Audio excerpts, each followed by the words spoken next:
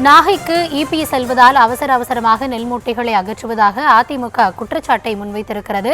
இன்றைய தினம் ஏற்கனவே எதிர்க்கட்சித் தலைவரானவர் தஞ்சாவூர், திருவள்ளூர் ஆகிய பகுதிகளில் அமைந்திருக்கக்கூடிய நேரடி நெல் கொள்முதல் நிலையங்களுக்கு சென்று அங்கு நெல் மூட்டைகள் தேக்கத்தில் இருக்கிறதா, கொள்முதல் செய்யப்படாமல் இருக்கிறதா, விவசாயிகள் என்ன சொல்கிறார்கள் என்ற விவரங்களை கேட்டறிந்தார்.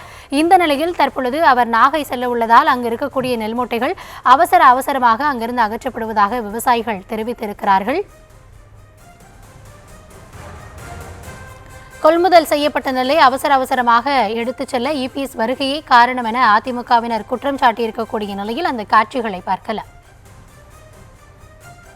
இப்போ நெல் ஆல்ரெடி அவங்க வெளில எடுத்துன்னு சொல்றாங்க. இப்போ உள்ள அடிக்கிறது மூட்டை, பிளாட்பாரத்தில் மூட்டை இருக்கு. இந்த மூட்டை முளைச்சது காரணம் யாரு?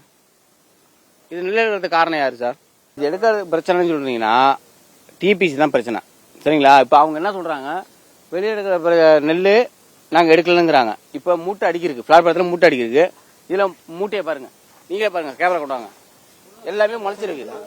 பிளாட்பாரத்தில் லாட் போட்டாச்சுன்னா உடனே மூட்டை ஏத்துங்க. அப்படி நீங்க முடியலையா, நிப்பாட்டுங்க. விவசாயிகள் நிப்பாட்டுங்க. எங்களால சென்டர்ல எடுக்க முடியாது, அது மாதிரி கொரியர் நிப்பாட்டுங்க. நீங்க இந்த பிளாட்பாரத்துக்கு லாட்டு போட்டு அவங்க இது கவர்மெண்ட் நெல், இது இப்ப விவசாயிகள் நெல் கிடையாது. இந்த அரசாங்கத்து நெல் இந்த முளைச்சு இந்த வந்துடுச்சு. அரசாங்கத்துக்கு நட்டம் தானே இது. இந்த நெல் இந்த இடத்த விட்டு அந்த போனாதான் அடுத்த நெல் இங்க வரும். ஆக இந்த நெல்லை டிஸ்போஸ் பண்ணாது யார் தவறு? ஏங்க லாரி வராது காரணம் என்ன?